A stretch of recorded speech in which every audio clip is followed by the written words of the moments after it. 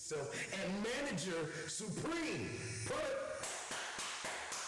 5 stacks and count. Yeah, we up in this thing, man. You already know, bro. This right here, man, it is August the 14th, 2000 and wonderful 23, and you already know what I'm on. A whole nother level.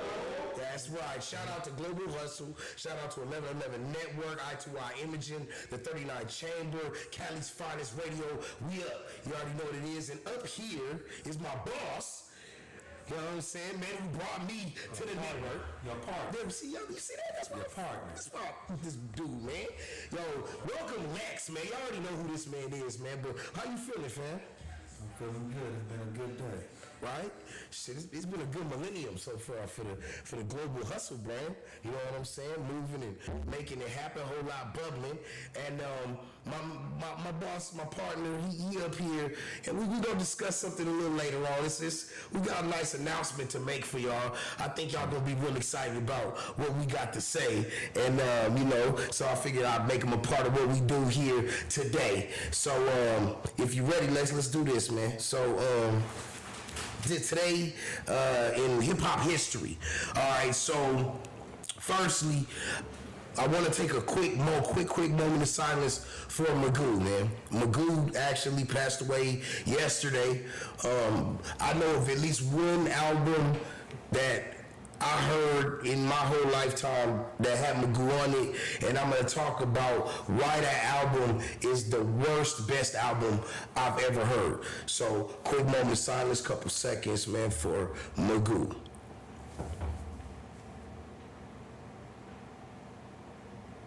Alright, man, I had to show my respects. Definitely a legend over on the East Coast, and definitely made his presence felt here on the West Coast. Now, the reason why I say that is the worst, best album I've ever heard, it was Timbaland and Magoo. They came out with an album, self-titled album, okay? And Timbaland, it was like, he was at the top of his game at the time he came out with that album. And it was slamming. But the problem is that Magoo's lyricism just was never quite up to par on that album with Timbaland's beats. So every track was a banger. Like every track was a banger. It was like, Timmy always been known for the mouth sounds and the clicking and popping and making the beat and stuff like that. So all the beats were slamming, but it was like Magoo just never quite raised his level to the level that it should have been. Not to say that it was whack, but just to say that he just didn't always like match up. It was kind of like maybe like you say like the 21 Savage Drake album. Like they're dope as hell on their own grounds, and they dope together on some songs, but some songs you could always tell that there was a little bit of a gap in there and Drake kind of ran with the song.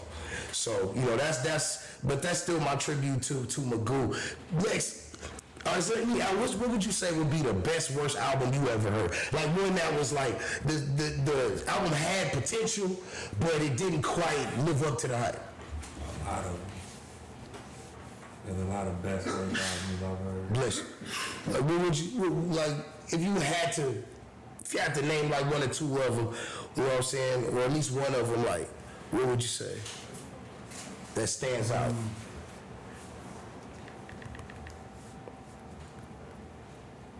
All of Lloyd Banks albums. Okay. You know what? I see where you're going with that. Because Lloyd Banks never quite. It just was low. It was like a jumper with no follow through. Yeah, so much hype. Yeah. The lyrics was always on point with Lloyd Banks. It just always.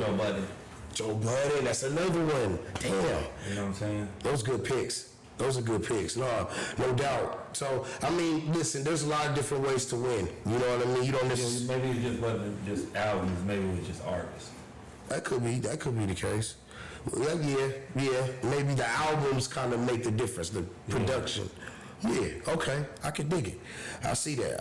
Okay. Well, shout out to Magoo, man. Rest in peace. Okay, let's get into Media Monday. This is my favorite day of the week because we get to touch on everything that's viral going on and a few things that you might not quite know about. Now, firstly, King Yella, the man who just got shot at when he was up in Say Country, he actually just got exposed. They just had a paperwork party for him. The man got exposed for his dealings with a 15-year-old girl. And He's a pedophile. yeah, I mean, that's what the documents entail. It's alleged and speculated. I'm no lawyer, but everybody talking about it. They call him R. Yelly. What? R. Yelly. Like R. Kelly. R. Yelly like R. Kelly. Oh. Yeah. So that's a new term now? Yeah, I guess, man. I remember that. See, I'm old enough to where I was around when that tape like dropped and everybody was trying to get a hold of that fucking tape. And when I saw the tape, it was just all I was disgusted. Like, you know what I'm saying? Like, no, but I also had homies that was selling that tape. You know what I'm saying? Like that tape felt like wildfire. Yeah, it did. Yeah.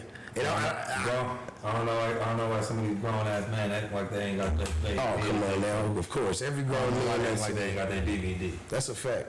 I remember they used to have like DVDs, all kinds of embarrassing things that stars used to have to do to get in, you know what I'm saying, to get into the next level and shit like that, you know what I'm saying? Like, so that shit is crazy, man. But King Yella, you need your ass beat, bro, if that shit is true, man. I just feel like we gotta expose that. You know what I mean? Like, that's a tough pill to swallow. Oh God. No question. Yeah, definitely. Another one is on a serious tip, Oakland is in trouble right now. The homeless population is like out of control. Like it's doubled since 2015. So right now in Oakland alone, it's over 5,000 homeless people right now. Yeah, they gotta be careful. Yeah, oh definitely. They might get hit like Maui did. Yeah. Yes. Population control. But the problem with the situation here is it actually comes down to drug use. Because they say a lot of the homeless there are actually drug tourists. They going up there to get the cheap dope, you know what I mean? And they just staying. So, you know. I've always been known to have good dope. Yeah, I mean, it's Old Town. That's the hearsay. That's personal. That's what I heard. That's Old Town shit. I mean, you know, we always, where I grew up was, because I had family in Shout here. out Black and Lil D. Yeah. You know what I'm saying? My niggas, Romper Room Gang. Shout out my niggas from the Romper Room Gang. Shout out, Romper Room Gang, oh God.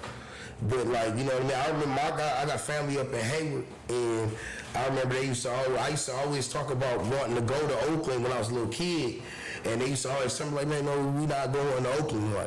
Like that in Sacktown is like out of the question. It's crazy, you know what I'm saying? Like the gangster aspect, but the drug use is real bad. And in Alameda County, which is where Oakland is located, it's actually the homeless population actually swelled to like 9,700, almost 10,000 homeless people in Alameda County alone. Dang. Yeah.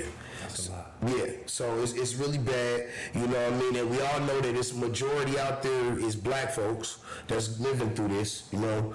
And they just did a survey of about 1,200 people in Oakland, and they all agreed that they don't like the way that things are being run by the city government. But I feel like it's all by design. You know, wherever you got a concentration of black people at, you're always gonna have somebody toying with it, experimenting.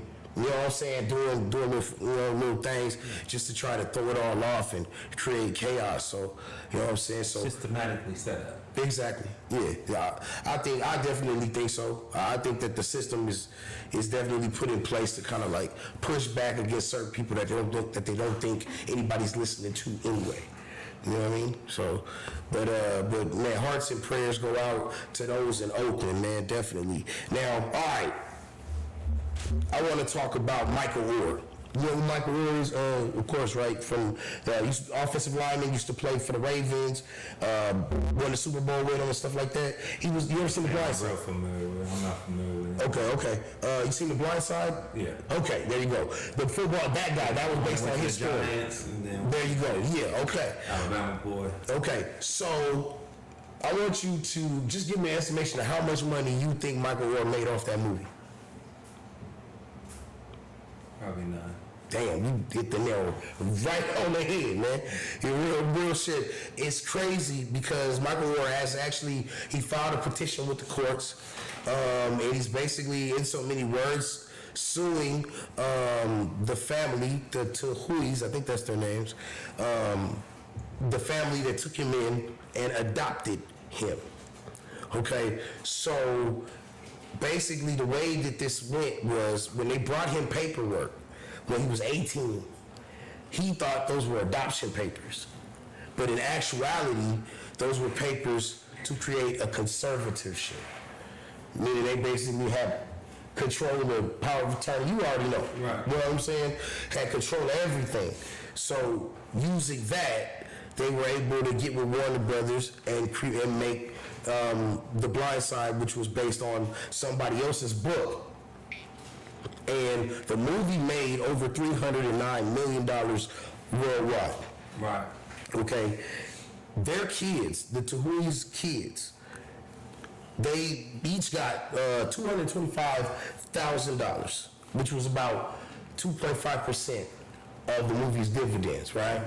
Okay. Michael Orr, because of the way that it was, the language in the contracts, got nothing. Right. Nothing whatsoever. Now, mind you, he had a fantastic NFL career, you know, stellar. Who knows, might be a Hall of Famer one day. But, man, for them to get over on him like this, and that's why I wanted to talk about this today, because I felt like that shit was wrong, like, to like the umpteenth degree. But if you would have asked me if I would say that I was surprised, nah, I wasn't surprised. Okay. I could see definitely how they could be wrong, especially if they, no matter how their agreement is, they didn't make sure that he was compensated. Yeah. Right. On the other hand, they also lived it, and they could tell a story from their perspective as well, right? And that goes back to, you should be the one telling your own story. Right. You know what I'm saying? Right. Right. Yeah. So he was aware of the Blind Side book that was already out, wasn't published by the family. Right. Right. He should have contacted whoever wrote the book and said, I want to be involved. True. Right. But what happened was, since that didn't happen, more than likely they went around that and said, well, we don't have to get him involved if the people that was in the house could tell the story. Right. Right. They could just tell their story. But you look at that and the way they find ways around this, Right. that shit is crazy. Right. See, Okay, so go ahead. A big issue why, from my understanding, why Shiv is in jail is because they were using his image and likeness in So he showed up to the video shoot. I guess he had some, he felt some type of way about the situation. Yeah. And maybe how he was being portrayed. Right.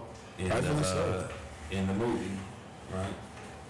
So he showed up and the incident happened. Yeah, or sideways. Right? But those individuals had a right to tell their story, and it happened to involve him. That's true. That's Right? true. Yeah. He doesn't have any legal right Yeah. to sue. That's crazy. That's the importance of being able to understand and read languages and contracts. You know what I mean? Like, But what he can do is he can put out a movie with his own story and tell it from a different perspective, just like Harry O can with Death Row. yeah. You you know, Ariel will come with his own story. I'm pretty sure it'll be big because a lot of people will want to hear from his perspective what really happened. I'm pretty sure the streets is anticipated. Shout out Ariel. Shout out Harry O, man. You know what I'm saying? Yeah, and shout out Lil O, be coming on this platform real soon.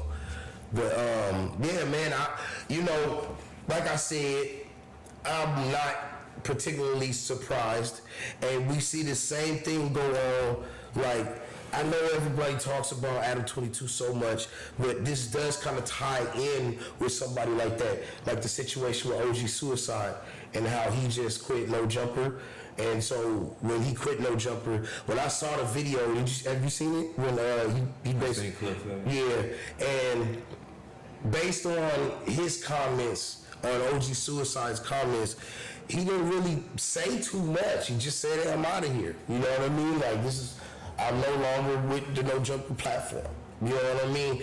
And then, you know, Adam turned around and kind of exposed a lot about, you know, his business dealings with him, and his podcast wasn't making money, and this, that, and the third. It's all, to me, I feel like it's always gonna boil down to that slave owner, slave relationship.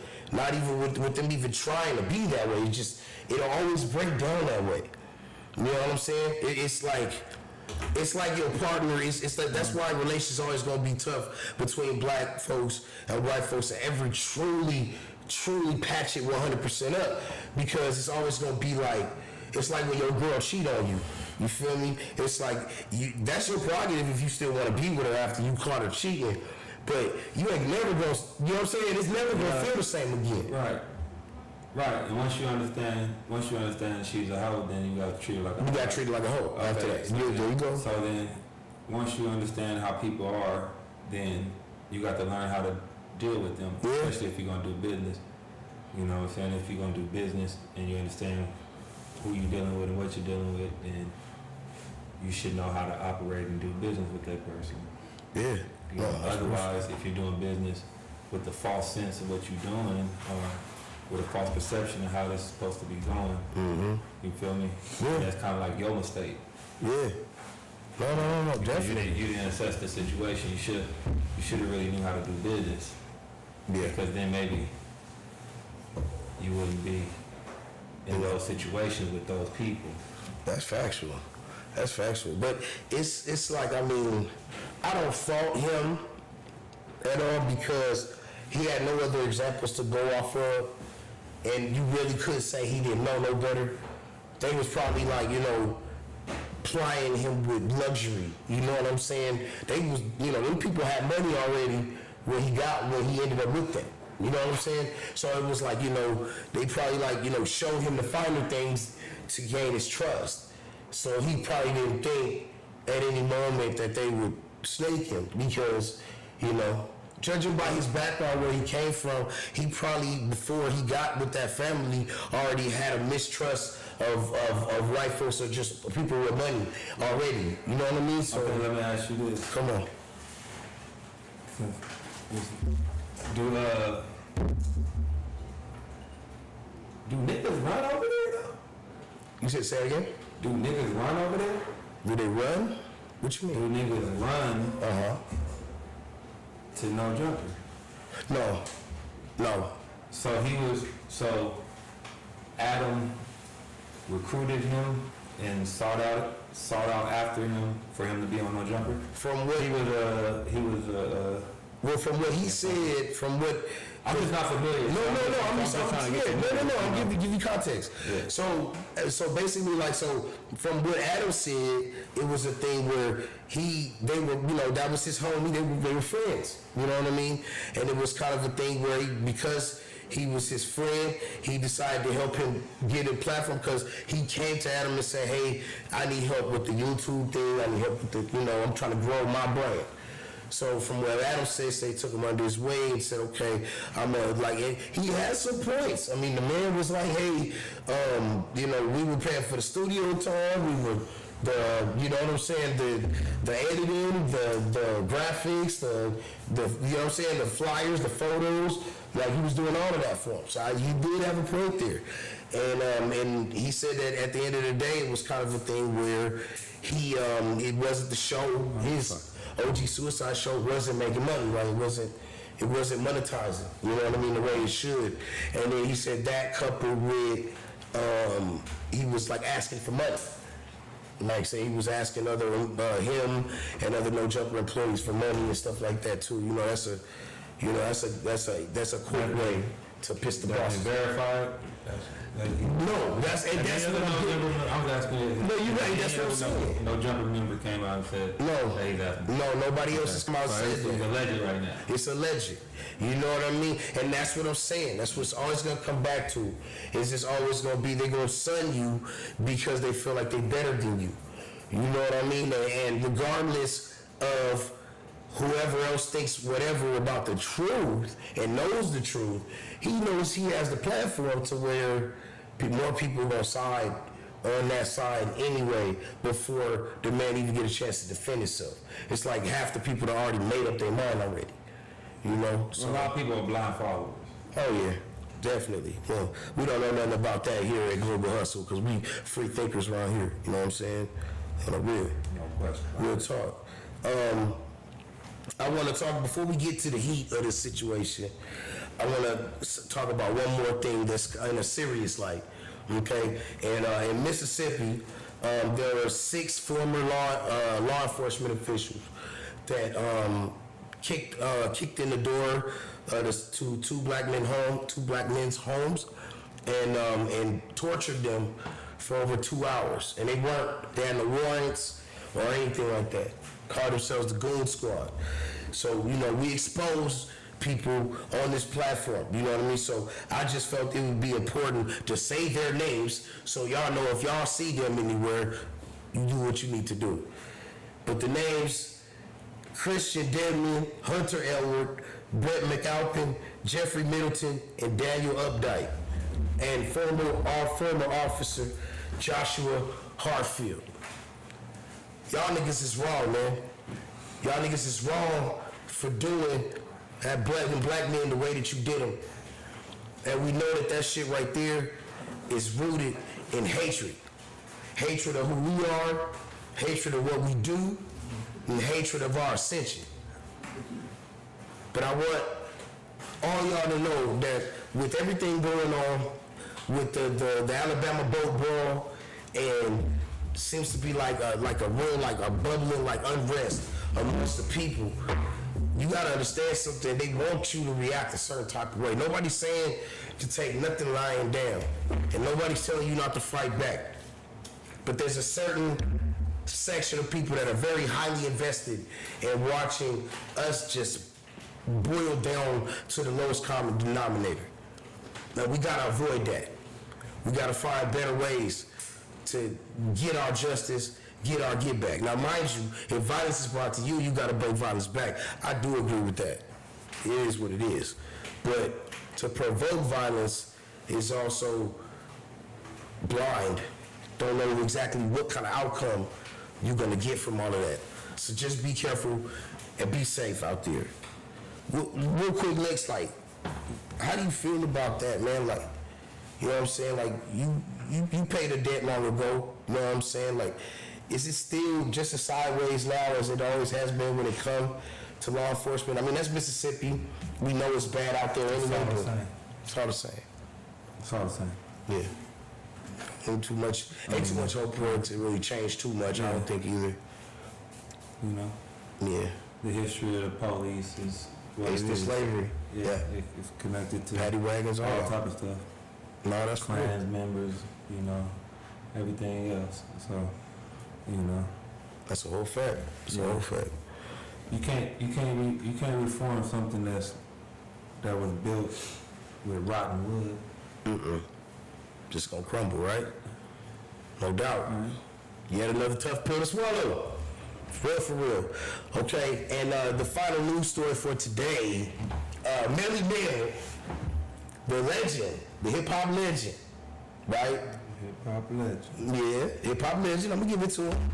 He is in a very interesting beef right now. I don't know if you knew, Lex, but he in a beef with Eminem right now. And Melly Mel dropped a diss. Now, the reason why I brought this whole thing up is because there's a such thing as being tone deaf.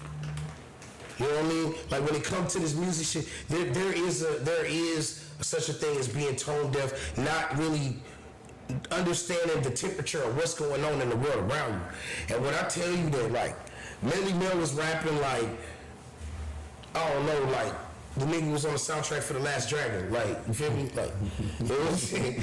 You got to know, you got to go. Like, you know what I'm saying? Like, he was rapping like that. So it was like, you know, it wasn't trash, but it was just like, it's dated. You know what I mean? Right. You know? Who is he beefing He with? beefing with Eminem. Oh, him? Yeah. M dropped the disc. It was called Easy Meal. Eminem that walked Crawford out. Yeah. Yeah. Okay. So the question I got for you real quick, Lex, is their whole beef is rooted in Melly Mel saying that if Eminem wasn't white, he wouldn't be even mentioned in the top 5. Eminem basically says that because he's white, that's the thing that keeps them from putting him at number 1. What's your opinion on that? I don't know. I think he was a dope rapper. You know, whether he's white, green, purple, blue, red, or whatever the fuck. You know what I'm saying? So whether he's top 5, he's not my top 5. No, I get it. I get it. Yeah. He's in my top 5, but I would put him at 5 because you know what I mean. There's some people definitely better, but I don't know. When to me, I feel like the Slim Shady LP, Marshall Mathers LP, I feel like those are like his doggy style, like Snoop Dogg. Like Snoop Dogg will always eat off of doggy style. You know what I mean? Like always, no matter what projects he dropped. Yeah. You know, I feel the same way about Eminem. I feel he'll always eat off those couple albums. 8 Mile Soundtrack 2 was real good. So, but hey, shout out to both of them. Shout out to Melly Mel. Shout out to Eminem. But yo, Melly, just put the mic down and walk away. You can still keep a little bit of dignity. That's my shit too. I used to love that shit. But okay, let's get into it. So, my boy Lex up here today, and there's a reason for that. We got an announcement. You know all the particulars, so I'm gonna let you announce it to the people, and then we'll get into the meat of the sandwich. Go ahead. Okay, we on the spot then. Mm-hmm. We have officially locked in a fight with Thunderbolt Boxing. Did I say it right? Thunderbolt? Thunderbolt Boxing out of Arizona Okay. for the 26th of this month with DW Flame and your fighter, Moneybag Rose. Yes, indeed. Yes, indeed. Yeah, it's gonna be Also known as Asmo. Asmo. Yes, sir. Yes, sir. Young Asmo, yes, sir. Yeah. Okay. Yeah. So now we beefing. So what's happening? Look, well, all I know is that see. You see how you get the stuttering? No. Never stuttering, son. No. What I'm trying to express to you is that I'm not neither me nor my fighter is going to be moved. You understand? Okay. Like, see, I have the privilege, and we have the privilege of being able to be the underdog in this situation. Why y'all the underdog? We're the underdog because we like it that way. Because it's just in y'all. yeah, because. Okay. Everybody y'all using got that as motivation? Huh? That's what y'all using as motivation? Nah, the motivation is the fact that we both as great as we are. Him as a fighter and me as a manager. And having the ability to have my guy prepared and ready. You think I don't know who his opponent is? You think I don't that man don't got a track record of training like a demon? You think I don't that we not watching film? You think that we not paying attention? Like, come on, man. Neither fighter has had a professional fight. There's more things to watch film on than just what a person do in the ring. When I'm talking about psychological study. You know what I'm talking about? Okay. Mm-hmm. So you're saying that you're psychologically familiar with both fights. Yeah, I would say a little bit. I would say a little bit just from Standing from a distance, watching, and the fact that I do my homework anyway because I'm a journalist and a damn good one. Okay. So, Okay. What do you believe the positive and the negatives about your fighter? okay. So, let's start with the cons, right? Let's start with the negatives, the drawbacks of Moneybag Rose. Okay. For one, his passion. That can be a negative if used in the wrong way. Because he got a short fuse, he will go off. The nigga has beat ass in the streets. You know what I'm saying? Like the nigga he a hothead. He got a reputation for being a hothead. You know what I mean? It's kind of one of the ways he was able to build the legacy he did in his section. Can't take that from the man. But I'll say this: as the man has grown and the man has learned, the man has become a machine as an entertainer, as an artist, and now as a fighter. It's more of a controlled chaos. It's like Dundee and Tyson. That's what me and him got going on right now. Yeah, it's like Dundee and Tyson. That part.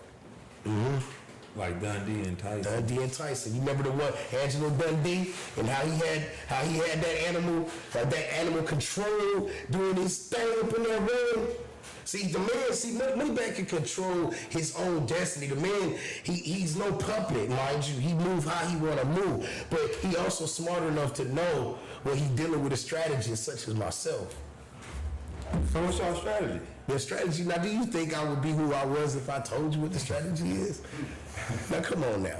Now, let's stop that, Lex. You doing business with me because I'm smart. We do that. You know what I'm saying? I just want your guy to be ready. We talked about something off camera. You just said you did your homework. You talked about we doing pros and cons, right? Okay. I told you about the pros of Moneybag. That he hungry and he ready to go. Let's talk about DW Flame. Let's talk about the positives and the negatives, respectfully. Okay, the positives, the niggas built like a tank. So how you gonna get? First of all, how you gonna get my fighter positive and negatives? Well, because what you talking about? Because I watch things. I pay attention. Okay, go ahead. Let me hear. Let me hear from you. So the pros, because I'm gonna give flowers where they do. You know what I'm saying? I'm not giving y'all. See, you need to understand something, Les. We're not giving you guys any bulletin board material. That's what you understand. You know how it was before the Super Bowl, one team get to yapping before the game, the other one they take the newspaper clippings out and put it on the wall. You about to fuck these niggas. You're not getting that from us. You're not gonna get that from us. It's controlled chaos over here. Because I understand the true essence of this fight. I just got it, ladies and gentlemen. You see how riled up he is? No, I'm not riled up. This is what we gonna do. Look, this is what I'm saying. These are the pros and cons about DW Flame. Okay? Cons. He like to party. True. You feel me? I got a fighter that like to party. He parties hard. Anybody know Flame, you know he like to party. One thing they know about Flame too, he do like to work out. Yeah, you do. Right? He's about 6'3", Big guy. 240, 250 Y'all playing with pounds. that weight. I think he a little more. We gotta check the scale. Don't worry about what. He's check about the scale. 240, 250. You know? That's a good range. Okay. You know? Okay. You know, we've heard things, but nobody's seen anything. Nobody's seen anything from either fighter yet. I mean, I've seen my fighter fight on camera, just not in the ring. Right. You know what I'm saying? Well, the ring is a totally different monster. It's a totally different monster. The ring is a totally different monster. Yeah, for real. And so is my boxing. You know what I'm saying? So that's. I just want you. I just want listen. All due respect. I know that I thought you wasn't gonna do all the yapping. We all down there because I'm still 5 stacks. Okay. Okay. And see, so we're all. He might be nervous, ladies. No, never. No, see, that's. I hope that ain't representative of your fighter. I hope this ain't a representation of your fighter. I'm sorry. Because usually when people say they ain't gonna do something, then the very next thing they do it, usually just, you know what I'm saying, some type of nervous behavior. I have been, now wait a minute, hold on. Anybody can check any one of my platforms and see I am like this on 10 every day, 24/7, 365. Niggas have to tell me to shut the fuck up. You understand me? So I'm talking always. It's one of the reasons why Moneybag recruited me as his management, because he'd rather punch. So I do the talking. I don't see no problem with that. Well, I hope he be ready to punch on the 26th. He gonna be ready. He gonna be ready. You just listen. Is he ready to take a punch? I believe so. My man done been to DPs and all that. He tell you, like, that nigga got a chin. He ready to rumble. Is he gonna come out the locker room when it's time to fight? Is he gonna come out the locker room when it's time to fight? You know, see, Lex, you don't have to be disrespectful. Don't do I'm that. asking questions. I'm trying to get familiar with your fighter. I like this. I'm trying to get familiar with your fighter. Listen. So I'm asking questions. Okay, if you want to be familiar with my fighter, what I want you to do is I want you to go on National Geographic, right? And I want you on YouTube, and I want you to look up a video of like one of them old Panthers or Lions, like, you know what I'm saying, like that's been around and that been through battles, tested all of that, and then the ones that they try to catch out the wild and see how they refuse to go and would rather die than to go. That's my fighter. That encapsulates my fighter. When them two stand in the ring and they look eye to eye, man to man. This is the reason why we avoiding the whole super crip matchup of the year. We going, this is man to man. This is about two men. Oh yeah, this ain't about no game. No, this ain't about nothing. This about two men getting in the ring, getting down, That's representing LA. That's facts. Representing Long Beach. Exactly. Representing California, and putting on a show. That's real talk. Now, the outcome, more likely, is your fighter on the floor. But that's what I'm getting at, Lex. When them two is standing, though. You know what I'm saying? when them two is standing eye to eye, looking at each other in that ring, and after that first round, when DW done went all up beside his head, he done stood in there and so you saying DW going upside his head? He gonna get what he gets. So you saying that DW going upside his head? Oh, don't try that. I'm the king of spin. He gonna get what he give. I'm a journal. I do this. He gonna get what he give. Flame is going. Flame will get every flower. We got every flower. You getting every flower. You getting every flower, bro. You not getting no bulletin board material over here. You not gonna get it. You gonna walk into this fight with a respect for my fighter, and you will leave with a greater respect for my fighter. I guarantee it. I guarantee that.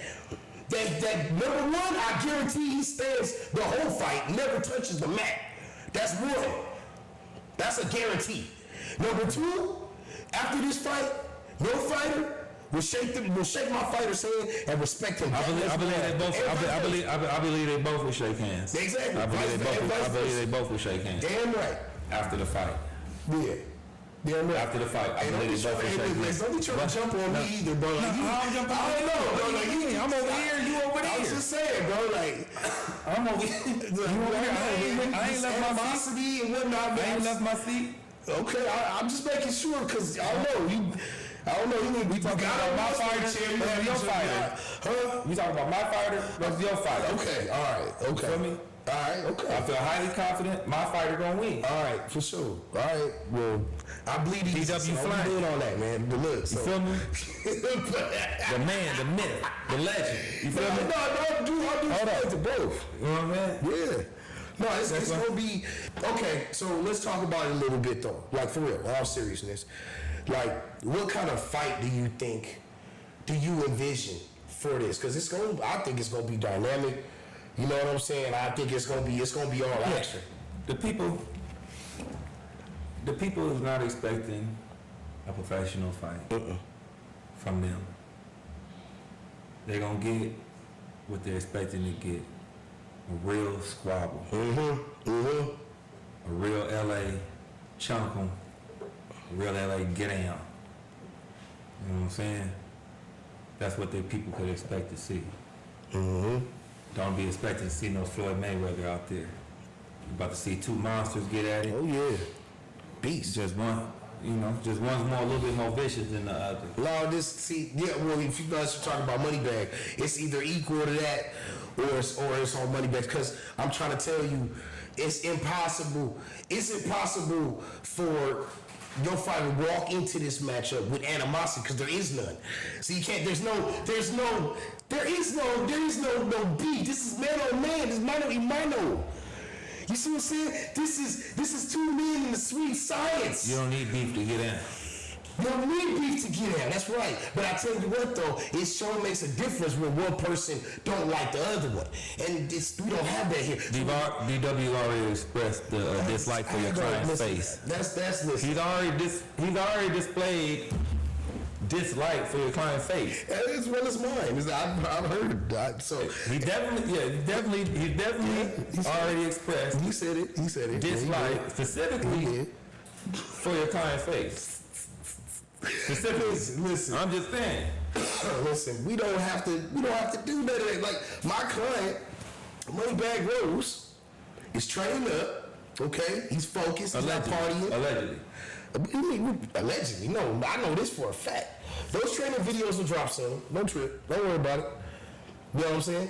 It's just you gotta understand something. When you got a dog that's just vicious and never had nothing handed to him, you know what I mean, and wasn't already born a monster and had to make himself one, there's a difference. It's a difference. I'm certain that DW came out the room at 6'1". You know what I'm saying? See, now you're going into make believe. He came out the room at 6'1". Now you're going into make believe Marvel superheroes. I just want to keep this realistic.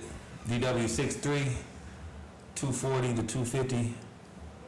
They say he hit like he got a head full of concrete.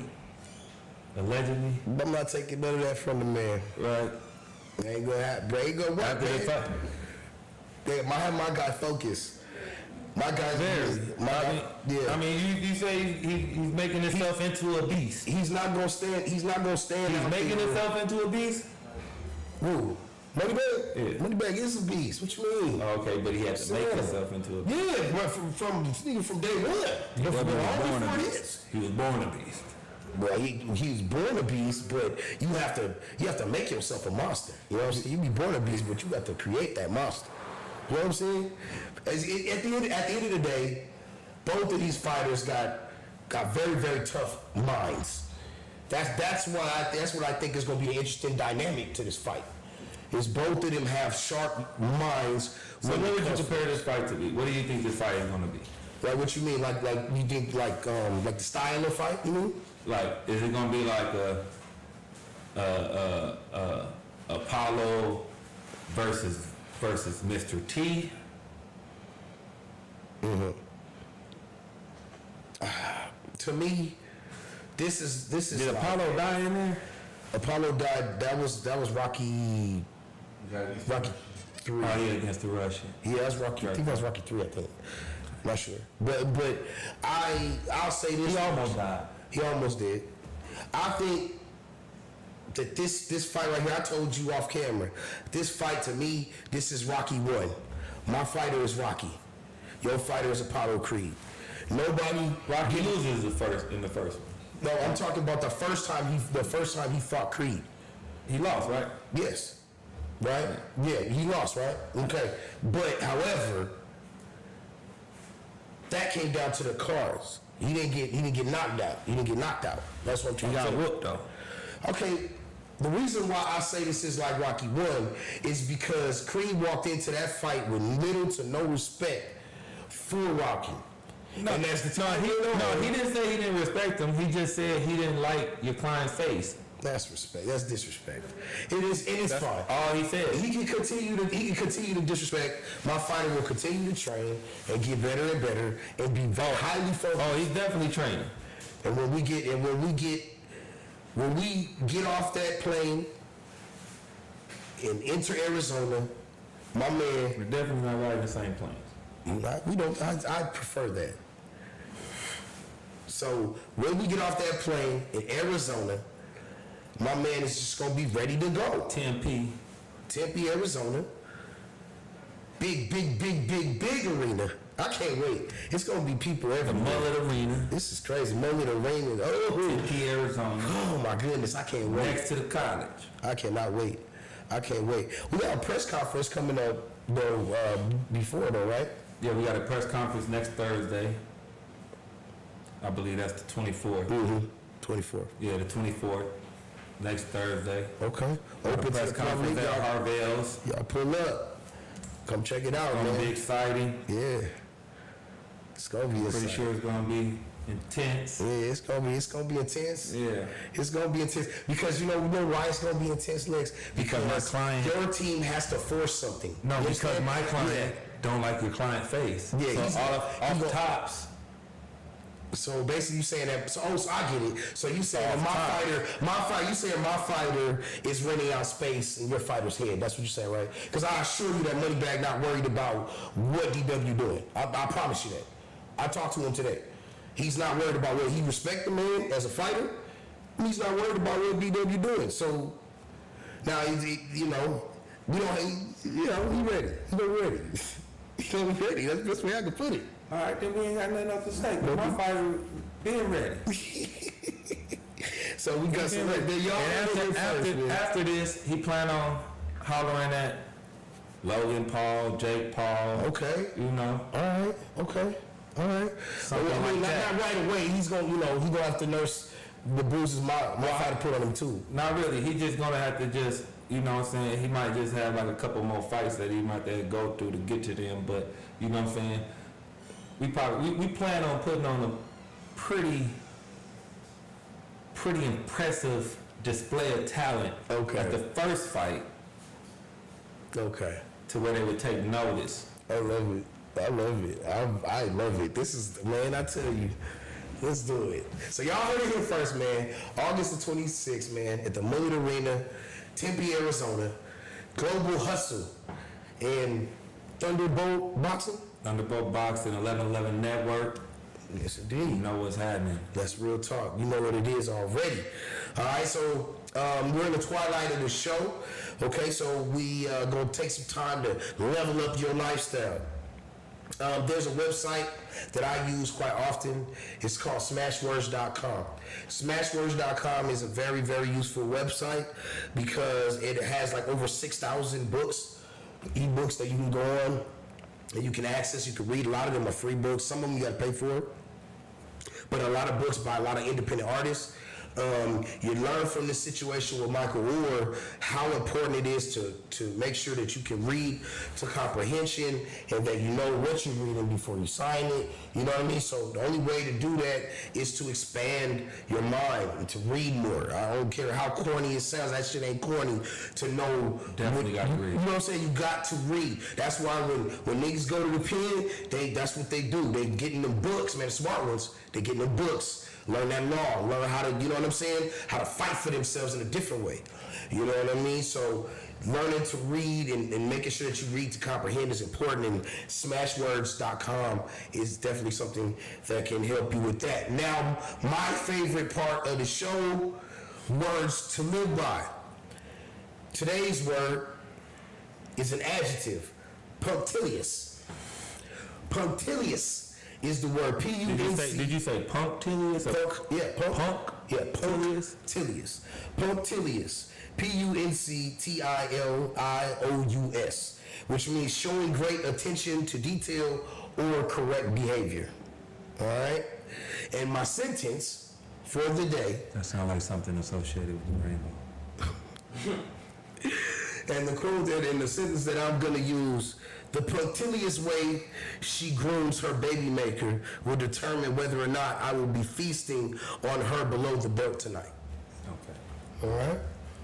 So listen, man, you can always tap in with me, man. If you got any video clips, anything you want me to react to, then email me at Cali'sFinestRadio1@gmail.com.